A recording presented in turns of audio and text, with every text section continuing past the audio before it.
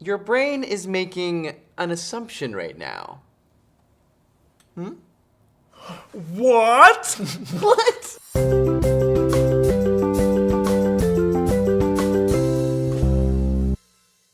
Hello and welcome to another episode of The Lab, where we take your questions and turn them into experiments. My name is Greg. And I'm Mitch, and today we're going to be talking about cool illusions and why we love them so much. So we're going to be doing a bunch of weird stuff to our brains and yours. Let's start off with the thing that humans do really well. Our brains have evolved to pick up patterns. So for example, if there's a tiger hiding in amongst grass and it's camouflaged like my coat, then what will happen is that our brains will be able to actually focus on the important aspects and see the tiger. And obviously this makes sense. Our brains have evolved to do this because it helps us evolutionarily. But interestingly, your brain actually wants to ignore all the other information. It's receiving so much and it's trying to pick out what's important and what's not, and so the stuff that's not, it tries to get rid of. So this illusion is going to be called Spot the Difference. We haven't actually seen these images yet, but basically it's going to be a flashing image, and each time it flashes, one thing changes back and forth, and we've got to spot what that thing is with you. Spot the difference. Okay, we've got a helicopter. It's like Vietnam or something. Wait, What? Is it someone in the helicopter? Well, and it's funny because once you see it, it's like all you can see. It's like, I'm just like, how do you not see it? But oh, the shadow! Yeah, the shadow! yeah, the Yeah! shadow. Oh my god. Okay, so that took Wow, you about okay, a whole yeah, minute. yeah. I'm curious. Let us know how long these take you in the comments. Ooh, tourism! Oh, I thought you spotted it already. Okay, so we've got, we've got they're like in a street France. corner. No. Fair, pay now. They're in New York. See, this is the thing. I shouldn't be. Yeah, no, focusing on like this. find I'm the looking thing for that's Yeah, I'm like, changing. ooh, cool image. I cannot see I anything. feel like it's like a pattern in the fence. No, is it? Oh, I just saw it. That's weird how it took me so long. What? I'm not good at this. What does that mean? I'm like, I would have died You're not so very fast. observant. But if I was like a primitive human, I would have just been like, oh, that's a cute girl.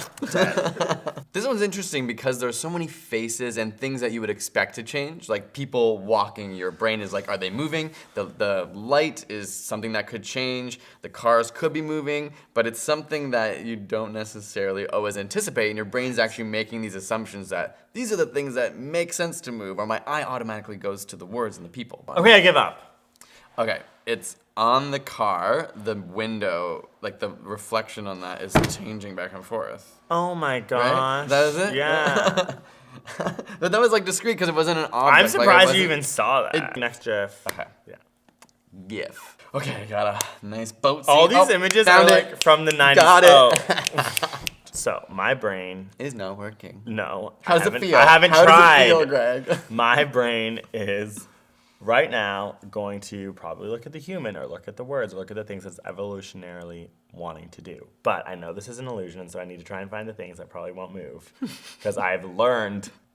Oh! The blue box! Yeah. So the blue box on the screen disappears. And they do a really good job because the water is behind it. So it's a natural piece that goes, I guess that's part of the solution in that it's replaced by something that seems normal. Yeah, no, that your brain totally. That's an ignores. interesting one. Those illusions work because our brains have evolved to focus on things that they think are important, and in fact, leaving and making assumptions about all the things it deems as not important. So now it's time to take a look at how our brain makes some wrong assumptions. We have a variation of something called the moire illusion. And so if we stick these together, you'll start to see something happen. So in this optical illusion, you actually see 6 different, somewhat similar dinosaurs as one static image, but as soon as you put this grid over top, your brain is tricked into thinking that it's one dinosaur that's moving. So actually, when they first thought of the concept of film and entertainment for us humans, there was something called a zoetrope, which essentially was static images that were in this like circular little machine that would spin and it would create movement. So this would have been the first ever Jurassic Park. People would have lined up with popcorn just to see this. They'd have been like, what? And it's all tricking your brain. Okay, so we are here at Ubisoft. We are gonna do some more tricks to your brain. So let's go on inside. So Ubisoft is maybe most famous for their games, Assassin's Creed and Splinter Cell. And Just Dance. And Just Dance, lots of good games. But what's most exciting is this motion capture system where they're able to suit us up and then track all of our movement to be in sync with the characters on screen. So we're gonna have a little fun doing that right now. Blue steel. Okay. So these are the motion capture suits. Look at that. We need to put on This these. is a new fashion. Do a spin? I honestly feel like Bjork. Is that a good sign? Super into this, and I think, oh, we put gloves and these on, and I think we're good to go. How do you decide which spots exactly you're gonna put them on? We know, we kind of have a setup that where we usually put them. Okay. So the top, this one marker here, it's called the top of the spine. This one's your shoulder. Yeah.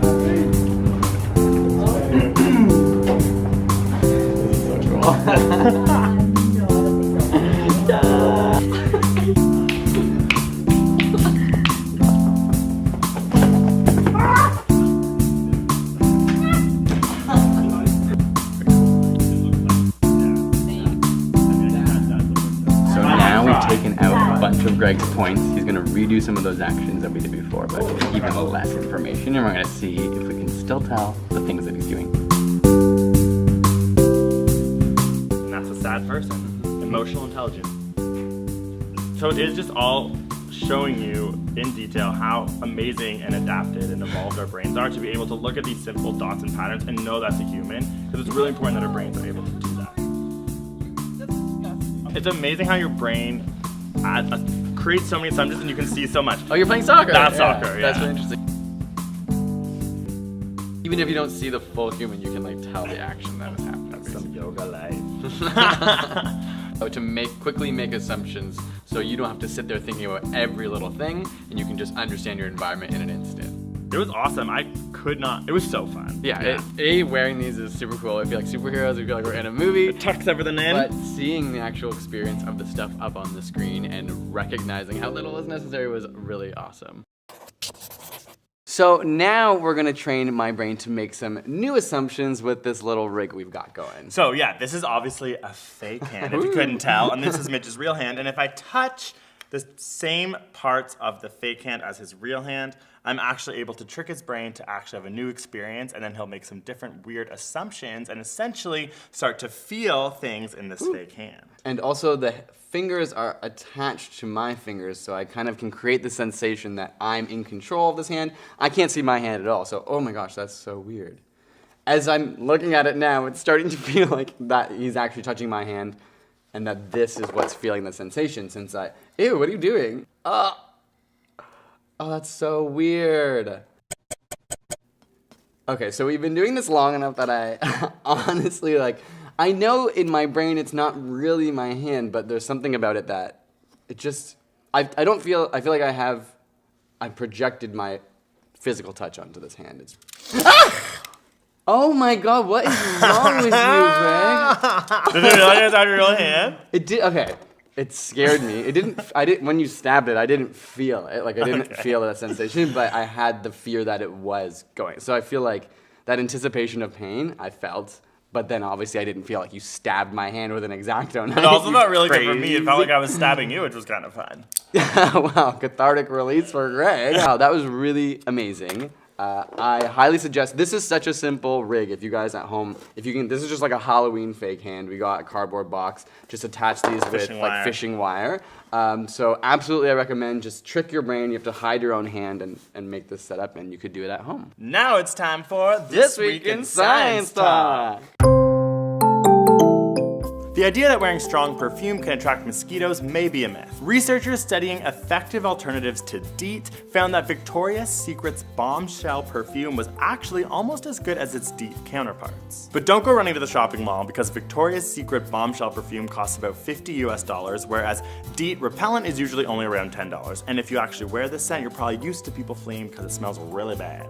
Some good news for our closest relatives, the chimpanzees. 98% of our DNA is the same as our primate relative, and the National Institute of Health has decided to stop their biomedical research on chimpanzees. As a result, 50 chimpanzees are scheduled to be released to animal sanctuaries. With no nutritional attributes and the source of 1/3 of all the sugar intake in the US, there's a lot of reasons why you shouldn't be drinking soda. So here's another reason why: it's a huge waste of water. For every liter of soft drink produced, there's between 340 to 620 liters of water used to create it. Thanks for watching another episode of The Lab. You can follow us both on Instagram and Twitter by using our handles down here. Make sure you subscribe to ASAP Science for more science videos, and we'll see you next Sunday for a new episode of The Lab. Bye.